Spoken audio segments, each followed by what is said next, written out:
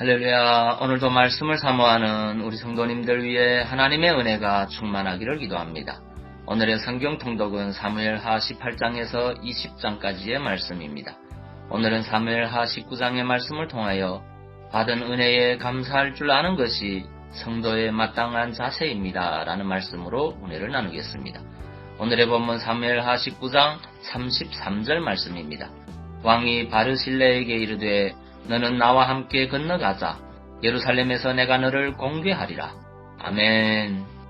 사무엘하 19장은 압살롬과의 싸움에서 승리한 다윗이 다시 황궁하는 내용을 담고 있습니다.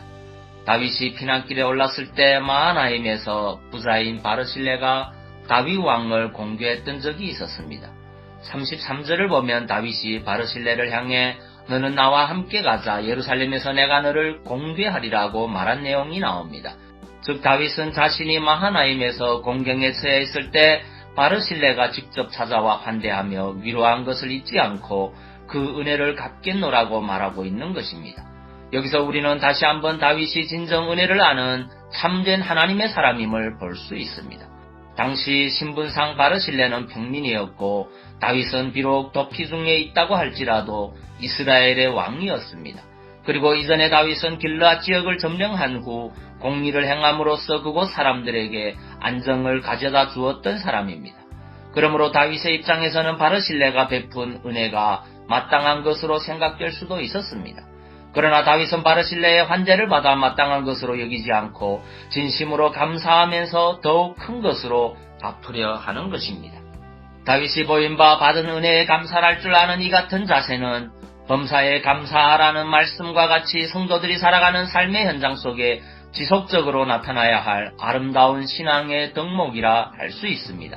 흔히 사람들은 받을 것은 절대로 잊어버리지 않는 반면 자신이 받은 것에 대해서는 쉽게 잊어버리는 경향이 있습니다.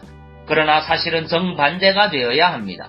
즉 타인에게 은혜를 베푼 것은 곧 잊어버리되 받은 은혜에 대해서는 절대로 잊지 말고 갚을 줄 알아야 한다는 말입니다. 그러므로 성도 여러분, 혹시 누군가로부터 은혜를 입고도 이를 잊고 있다면 지금이라도 여러분들에게 은혜를 베푼 사람들을 기억하고 감사하십시오. 그리고 더 나아가서 하나님께로부터 받은 은혜도 되새겨 보십시오. 그러면 지금까지 우리가 얼마나 하나님의 은혜를 잊고 살았는지 분명히 알게 될 것입니다. 서양 격언 중에 모든 것을 당연하게 생각할 때부터 우정은 깨어지기 시작한다는 말이 있습니다.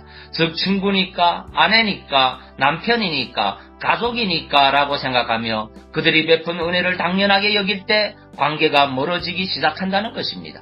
따라서 우리는 가까운 사이일수록 더 예의를 지키며 그들이 내게 베푼 것에 대해 더 정중하게 감사할 줄 아는 사람들이 되어야 하겠습니다. 그리고 무엇보다도 보이지 않는 손길이지만 항상 느낄 수 있는 하나님의 돌보심과 공급하심에 대해서 합당한 감사를 드리는 성도가 되어야 하겠습니다. 하나님께서는 은혜를 입고도 이를 감사할 줄 모르는 나발과 같은 사람을 용서하시지 않았던 반면 문둥병의 치유함을 받고 이를 감사하러 온 사마리아인에게는 구원의 축복까지 내려주셨습니다. 여러분 지금 이 시대는 안타깝게도 은혜를 은혜로 여길 줄 모르는 무감각한 시대이기도 합니다. 이럴 때 우리가 표현하는 진실한 감사와 고마움의 표시는 사람들의 심령과 삶의 하나님을 전하는 아름다움이 무엇인가를 보여줄 수 있을 것입니다. 골로새서 3장 17절 말씀입니다. 또 무엇을 하든지 말에나 일에나 다 주 예수의 이름으로 하고 그를 힘입어 하나님 아버지께 감사하라. 아멘. 기도하겠습니다. 사랑의 주님, 우리는 이 시대에 받은 은혜를 너무 쉽게 잊어버리는 경향이 있습니다. 너무나도 당연하게 여기는 습성이 있습니다. 그러나 주님은 범사에 감사하라고 하셨습니다. 이제는 받은 은혜에 감사할 줄 아는 사람이 되기 원합니다. 우리에게 감사의 마음을 더하여 주옵소서. 오늘도 질병과 마음의 상처들로 고통하는 심령들을 주의 은혜로 치유하여 주옵소서. 예수님 이름으로 기도하옵나이다. 아멘.